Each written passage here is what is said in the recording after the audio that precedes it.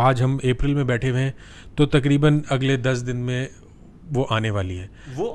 ये वही तो नहीं आने वाली जिसका बड़ा मीडिया पे आजकल शोर भी चल रहा है सोशल मीडिया पे। हमारे लेगेसी ब्रांड्स हैं जो जिनके ऊपर फार्मर्स का अंधा एतमाद है, जैसे पॉलिटन सी हो गया, पोलो हो गया, मैच हो गया। ज्यादा बारिश आता तो ज्यादा पानी आता है।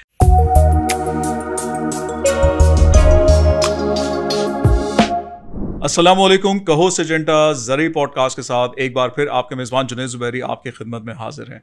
और आज के इस पॉडकास्ट में हमारे साथ हैं head of marketing Syngenta Pakistan, Ali Hamza कमाल साहब। कैसे हैं अली हमजा कमाल साहब? बिल्कुल ठीक ठाक, अल्हम्दुलिल्लाह। और thank you for inviting me, thank you for giving me the opportunity to come here and have a discussion with you welcome. लेकिन सबसे पहले सवाल आपसे मेरा जो है सिजेंटा से रिलेटेड, बहुत अरसे से अपने बचपन में कह लें या बहुत पुरानी बात है कि हम सुनते थे वो कराटे, पॉलिटन सी और बहुत सारे इश्तिहारात वगैरह हमें नजर आते थे टीवी पे। तो अब क्या प्रोडक्ट्स नहीं आ रही या टीवी पे इश्तिहार नहीं आ रहे? नहीं, प्रोडक्ट तो अल्हम्दुलिल्लाह एक टाइम था जब हमने पॉलिटन सी, पोलो, कराटे, मैच ऐसे प्रोडक्ट्स लेकर आए हैं मार्केट में, और माशाल्लाह हम मार्केट लीडर भी हैं इस कैटेगरी के।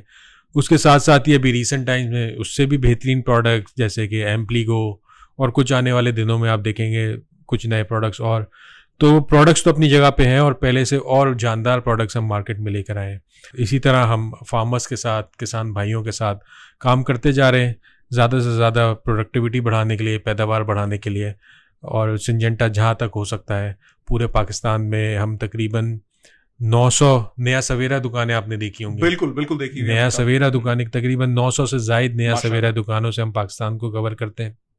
और रिसेंटली अब तो हम जिन जगहों, जिन जोग्राफीज़ में, जिन इलाकों में नहीं थे, जैसे खैबर पख्तूनख्वा के दूर दराज इलाके, बलूचिस्तान के दूर दराज इलाके, वहाँ पे भी अब आप देखेंगे कि नया सवेरा आपको नज़र आएगी, ताकि हम ज़्यादा से ज़्यादा किसान भाइयों तक पहुँच सकें और उनको ना सिर्फ ज़रूरी अद्वियात बल्कि बेहतरीन ज़रूरी मशवरे भी दे सकें। नहीं, बहुत उम्दा, ये बहुत अच्छी अप्रोच आपकी माशाल्लाह है कि 900 मुख्तलिफ आउटलेट्स आपने खोले। कितने शहरों में हैं ये आउटलेट्स? जैसे मैंने कहा, शुरू में तो हम सिर्फ सिंध और पंजाब में ही ज़्यादा फोकस थे। जैसे आपको पता है कि 95% पाकिस्तान की जो फार्मिंग कम्युनिटी है वो इन सूबों में रहती है, लेकिन अब पिछले चंद सालों से अब हमने खैबर पख्तूनख्वा और बलूचिस्तान के वो इलाके जो पैदावारी लिहाज से ज़मीन में कुछ ना कुछ उगा रहे हैं, चाहे वो गंदम हो जाए, चाहे वो सब्जियात हों, चाहे वो फल हों, चाहे वो कपास हो। बलूचिस्तान में कपास बहुत तेज़ी से फैल रही है, तो उन इलाकों तक पहुंचने के लिए भी अब हमने वहाँ भी नया सवेरा खोलने शुरू किए, ताकि ज़्यादा से ज़्यादा लोगों तक, जिन ब्रांड्स का आपने नाम लिया, पॉलिटन सी, मैच, पोलो, रिसेंटली हमने एम्प्लीगो लॉन्च किया, वो, उसके अलावा और बहुत सारे ब्रांड्स, चाहे वो सीड केयर के हों, यानी बीज को महफूज करने के लिए हों, चाहे वो पौधे को महफूज करने के लिए हों, चाहे वो कीड़ों के हवाले से हों, चाहे वो बीमारियों के हवाले से हों, चाहे वो जड़ी बूटी के हवाले से हों, तो इन सब कैटेगरीज के लिए हमारे पास प्रोडक्ट्स हैं। और हमारी कोशिश यही होती है कि ज़्यादा से ज़्यादा फार्मर्स तक हम पहुँच सकें और उनको अपनी अद्वियात, जहर और मशवरों से उनको मुस्तफ़ीद कर सकें। बेहतरीन ही, बहुत उम्दा। वैसे भी पिछला जो एक पॉडकास्ट हमने किया था उसमें हमने एक फार्मर को भी बुलाया हुआ था, और हमारे साथ आप ही की कंपनी के टेक्निकल हेड भी मौजूद थे, अंसारी साहब। तो उसमें भी हमने काफ़ी तफसील से बात की थी, और उस वक्त हमने पाकिस्तान की बड़ी 3, अगर हम देखें तो फसलें हैं, गंदम, चावल और कपास। कपास अगर हम देखें तो बहुत एक इम्पॉर्टेंट क्रॉप है कॉटन की, तो कॉटन का हमारी मईशत पे क्या असर है? अच्छा, आपने कपास की इम्पोर्टेंस की बात करी, तो मैं ये बताता चलूँ, और बहुत सारे हमारे सुनने वाले, देखने वालों को शायद पता हो, बहुत सारों को ना पता हो, कि कपास इस इलाके में 3500 BC यानी 3500 कबल मसीह के टाइम से उगाई जा रही है। तो अगर हम इंडस वैली सिविलाइजेशन की बात करें तो तब से लेके जो उनके अगर औजार देखें आप, तो उससे नज़र आता है कि वो ना सिर्फ कपास उगाते थे बल्कि उसको यार्न में तब्दील करके उससे फैब्रिक भी बनाते थे। और कुछ इलाकों में जब खुदाई के दौरान आर्कियोलॉजिस्ट को कपास के बीज भी मिले, तो इम्पोर्टेंस तो आपको वहाँ से पता चलती है कि कितने सालों से ये इलाका कपास की उगाई में वो है। अगर हम मईशत की बात करें, जैसे आपने सवाल पूछा, तो मईशत में मैं GDP की जब हम बात करते हैं तो कपास तकरीबन 10% कंट्रीब्यूट करती है हमारी ओवरऑल GDP में।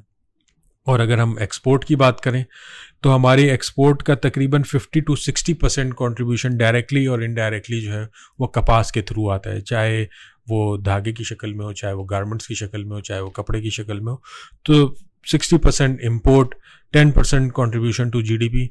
तो ओवरऑल सिचुएशन में अगर हम देखें तो ये सिंगल लार्जेस्ट कंट्रीब्यूटिंग फैक्टर है हमारी एक्सपोर्ट्स में। इंटरनेशनली ग्लोबली बात करें तो Pakistan 4th largest producer of cotton है after China, USA and India. तो अगेन इन नंबर्स को बताने का मकसद आपको ये है कि पाकिस्तान की मईशत के लिए, पाकिस्तान के किसानों के लिए कपास एक बहुत, बल्कि मैं कहूँगा सबसे ज़्यादा इम्पॉर्टेंट फसल है इन टर्म्स ऑफ इनकम। और लॉन्ग स्टेबल कॉटन भी माशाल्लाह हमारी बड़ी अच्छी, जहाँ जिस इलाकों पे काश्त की जाती है जी।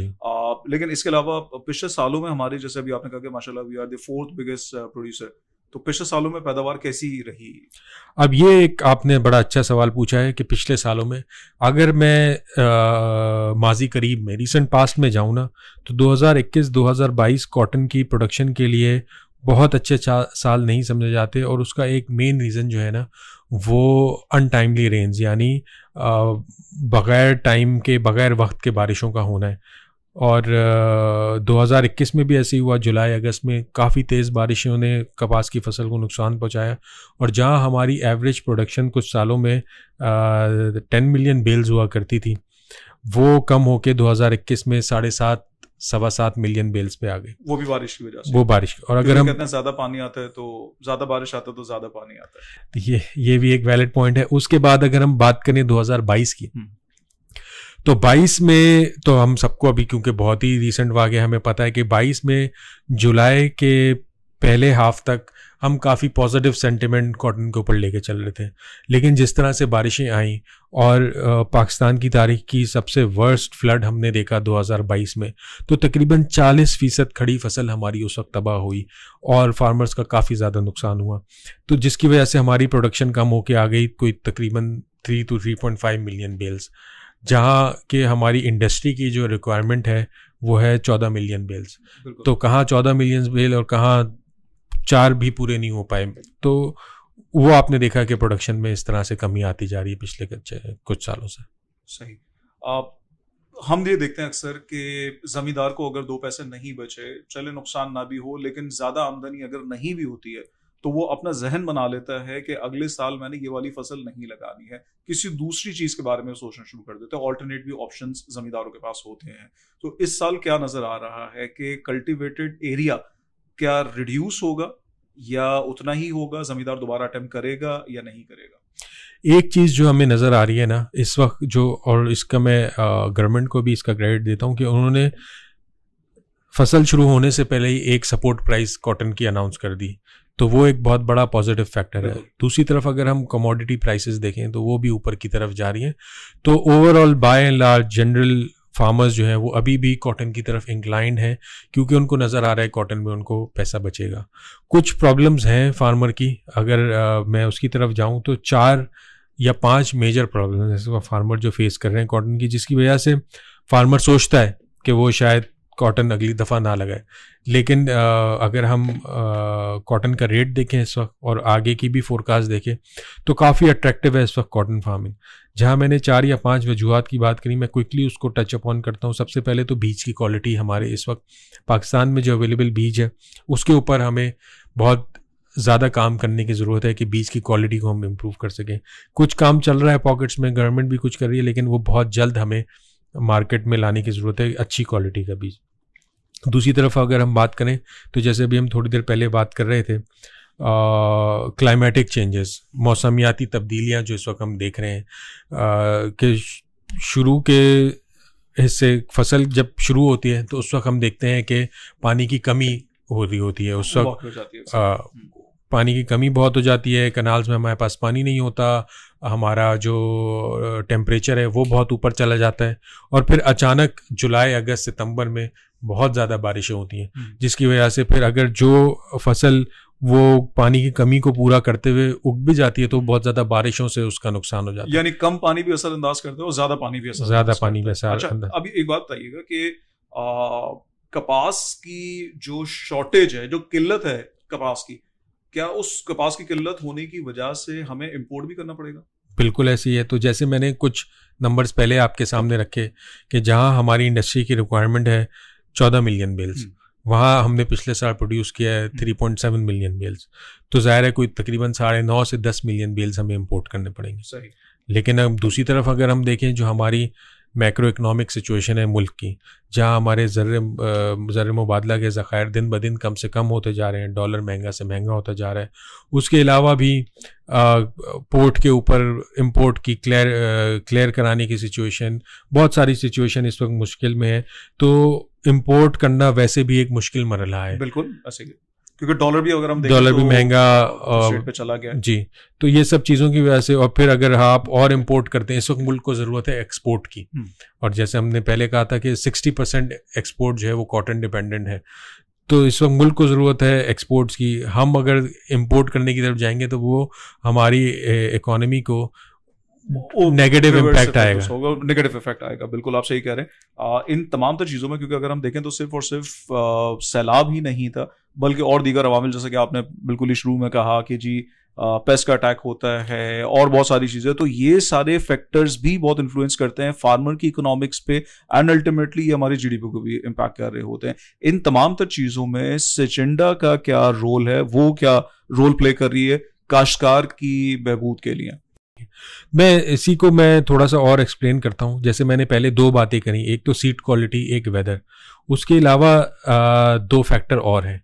एक है हमारा पेस्ट अटैक। बिल्कुल, पिछले चंद सालों से सफ़ेद मक्खी और गुलाबी सुंडी, white fly and pink bollworm का अटैक बड़े से बड़े चला जा रहा है, बड़े से बड़ा, और बड़ा असर कर रहा है, बड़ा असर कर रहा है। और ये दोनों वो पेस्ट हैं जो कि कॉटन की ना सिर्फ क्वांटिटी यानी मिकदार को कम करते हैं, बल्कि क्वालिटी को भी इम्पैक्ट करते हैं। तो अगर आपने इन पे लेटर स्टेज में कंट्रोल पा भी लिया, तो भी क्वालिटी अगर आपकी कम हो गई तो ज़ाहिर है फिर कपास की आपको उस तरह से कीमत नहीं मिलती। और चौथा पॉइंट है वो है इनपुट प्राइसेस ऊपर जाना, चाहे वो बिजली हो, चाहे वो डीजल हो, चाहे वो फर्टिलाइज़र हो, चाहे और कोई फार्म का इनपुट हो, सीड हो, वो सबकी प्राइसेस ऊपर जाती हैं, जिसकी वजह से हमारा जो फार्मर है उसकी इनपुट कॉस्ट बढ़ जाती है, और ज़ाहिर है फिर उसके प्रॉफिट में कमी आती है। तो आपका सवाल ये था कि सिंजेंटा उस बारे में क्या कर रहा है।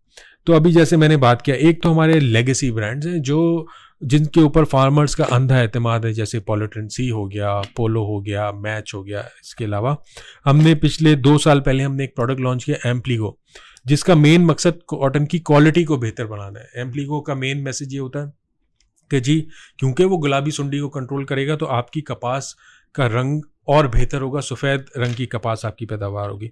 और इसी तरह अगले चंद सालों में अगर आप देखें ना, तो हमारी पाइपलाइन में कोई 6 से 7 प्रोडक्ट्स हैं जो कि ना सिर्फ कॉटन बल्कि चावल, गन्ना, कॉर्न यानी मेज़, उसके ऊपर हम प्रोडक्ट्स लेकर आ रहे हैं, जो और जिनका मेन मकसद ये है कि हम किसी तरह फार्मर के इकोनॉमिक्स को बेहतर कर सकें, और फार्मर की इकोनॉमिक्स बेहतर होंगी तो इस मुल्क की इकोनॉमिक्स बेहतर होंगी।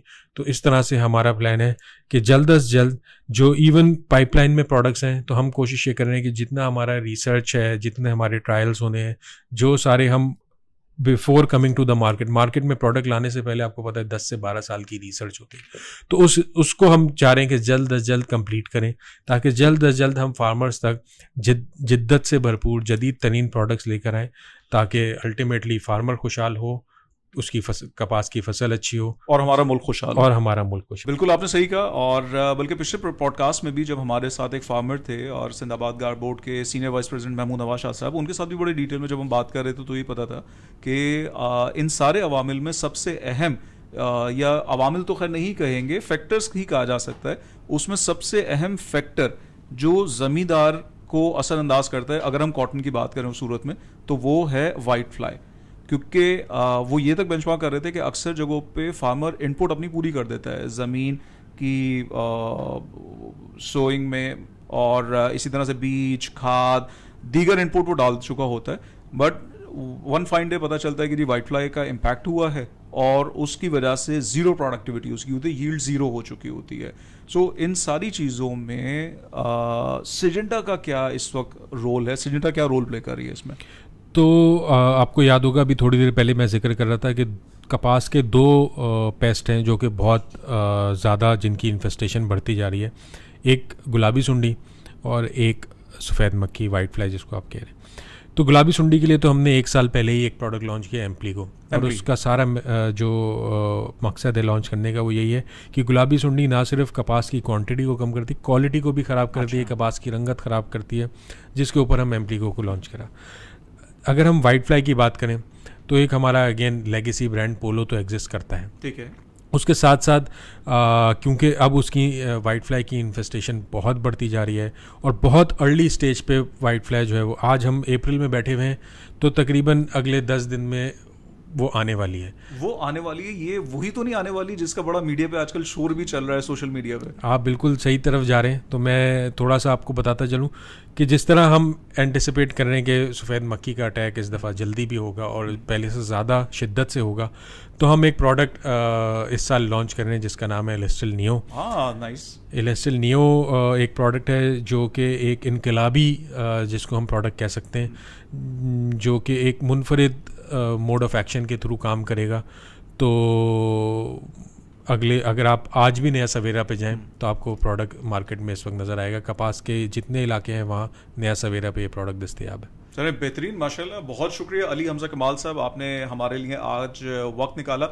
और तमाम काश्तकार भाइयों को एक बार बताता चलूँ कि जी सिजेंटा पाकिस्तान इस वक्त एक प्रोडक्ट नई लेकर आने वाला है और मैं बहुत पुरुम्मीद हूँ कि अली हमजा कमाल साहब, आप और आपकी टीम इंशाल्लाह वाइट फ्लाई के आने से पहले पहले वो प्रोडक्ट मार्केट में लेकर आ चुके होंगे जिसके बारे में आप लोग बहुत अरसे से सुन रहे हैं कि वो आने वाली है। वो इंशाल्लाह बहुत जल्द आने वाली है। नए सवेरे के 900 आउटलेट्स पे इंशाल्लाह आपकी टीम यकीनी बनाएगी कि वो अवेलेबल हो। और मैं उम्मीद करता हूं कि आज का ये पॉडकास्ट भी आपको पसंद आया होगा। अगर पसंद आए तो ना आने की सूरत में भी हमारे इस YouTube चैनल को और Facebook को सब्सक्राइब कीजिए ताकि जब वो आए तो आपको जरूर पता चल जाए कि वो आ चुकी है। इसके साथ ही अपने होस्ट जुनेद जुबैरी को इजाजत दीजिएगा। अगले पॉडकास्ट में आपसे मुलाकात होती है। बहुत शुक्रिया। अल्लाह हाफिज।